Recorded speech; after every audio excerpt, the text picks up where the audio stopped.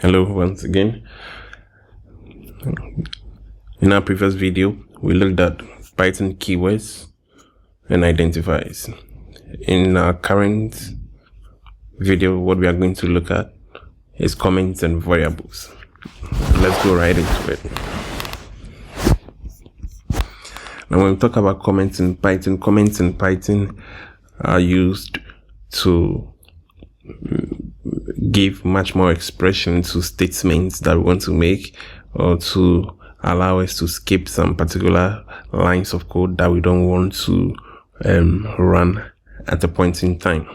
So you have to visualize it this way. When we talk about comments, we are saying that you have to give a comment to something. So giving a comment to something is adding additional text or statements to give a clear understanding of what is going on somewhere. So we have comments, right? One way of identifying what a comment is by using the hash sign. So when you do hey, let's say hey, I am a comment.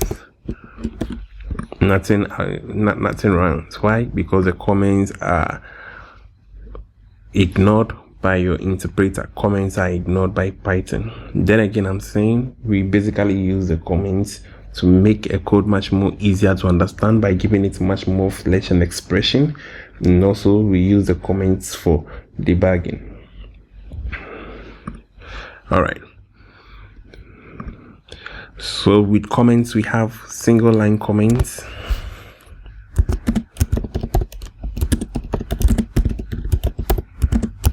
and multi-line comments.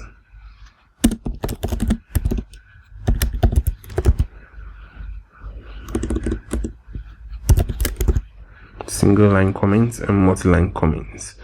With a single line comments, we have something like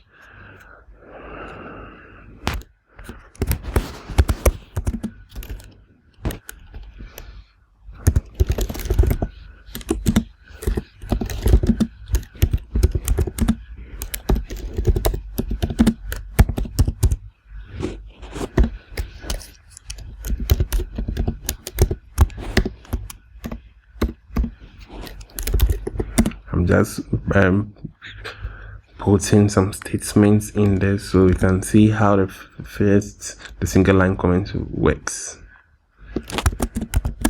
So we are just writing our first Python language. Hey, I am new to this. So we have these two lines, right? But we are saying that there is only one line that has been commented. So this is what we call the single line comment.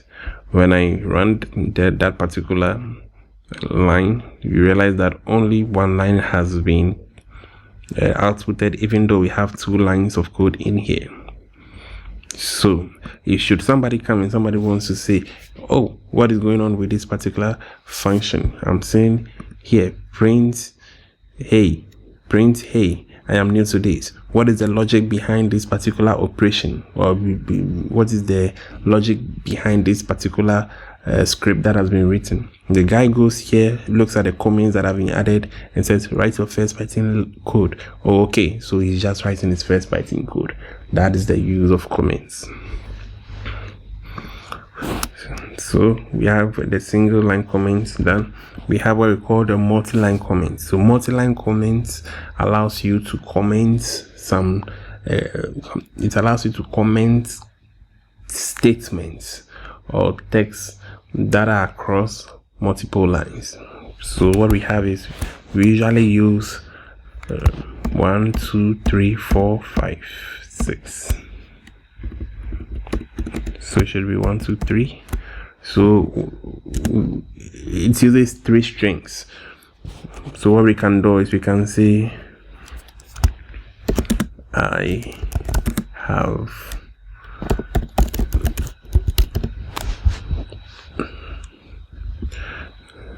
let's do I am implementing a multi-line comment.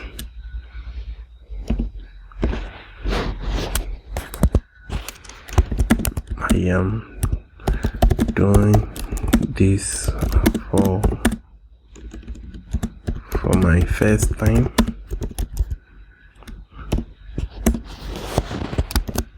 It is really interesting.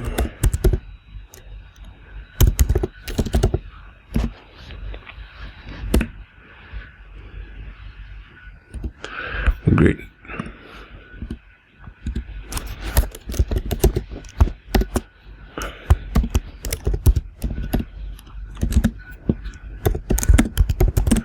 So let's run this code. How interesting is this?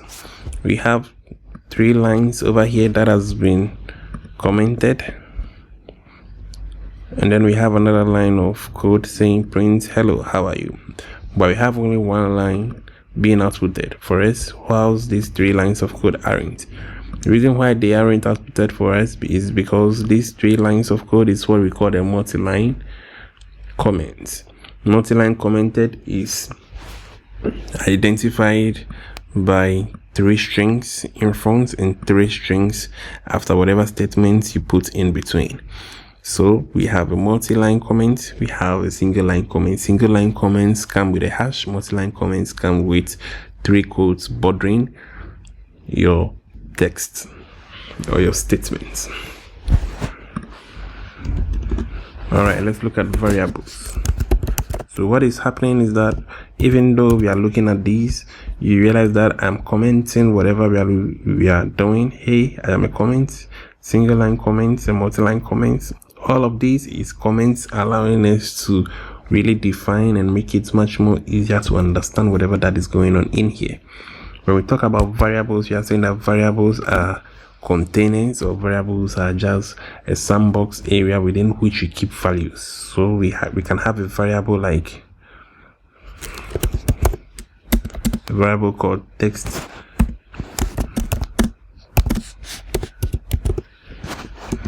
It's keeping a value. We can have a variable like digit.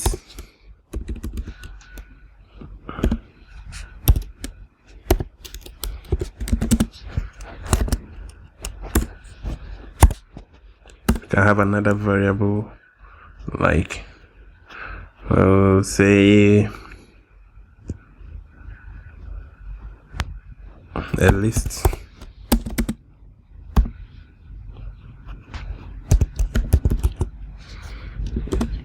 So all that we have over here are variables. How do we know which is variable and which is the value? Variables and values usually work together. You have the variables on your left hand side, you have your values on your right hand side. The difference is that the variables are on the left hand side of your equal sign and your values are the right hand side of the equal sign. In variables we have what we call the assignment. So what happens is that anytime you create a variable, you are going to assign something to that variable. You create a variable and you are saying, hey variable, take hold of this, keep it, whenever I need it I'm going to call on you.